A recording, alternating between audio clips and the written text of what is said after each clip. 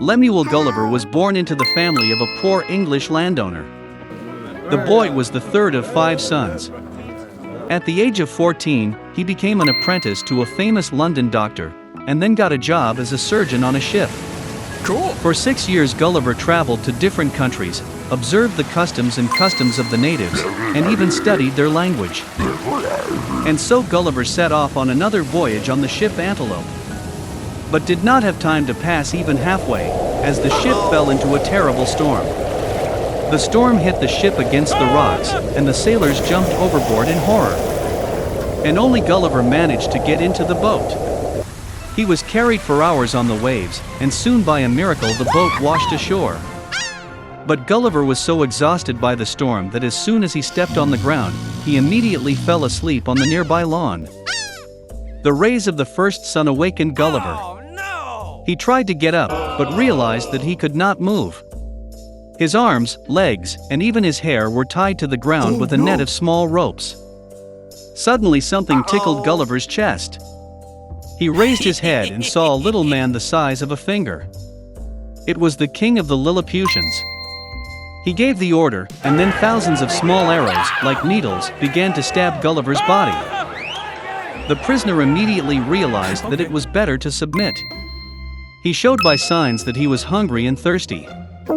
Then, by order of the king, food was brought to him.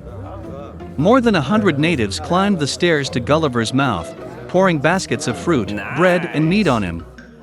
When Gulliver ate everything, he was taken to the capital on a specially made platform. The prisoner was placed in a huge temple, chained to his left leg with many miniature chains. No!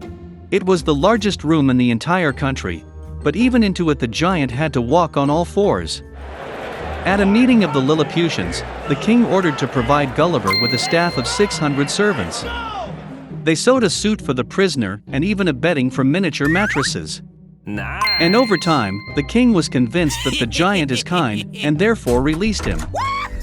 Gulliver traveled a lot around the country, studied the customs and language of the Lilliputians, and even participated in their holidays and parades. Once, while communicating with the king, Gulliver learned that Lilliputia was at war with the empire of Blefuscu, located on a neighboring island.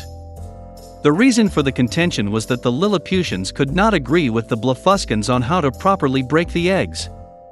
The Lilliputians split them from the sharp end, and the Blefuscans from the blunt. And now rumors reached the king of Lilliput that the enemy had prepared a fleet and was about to attack.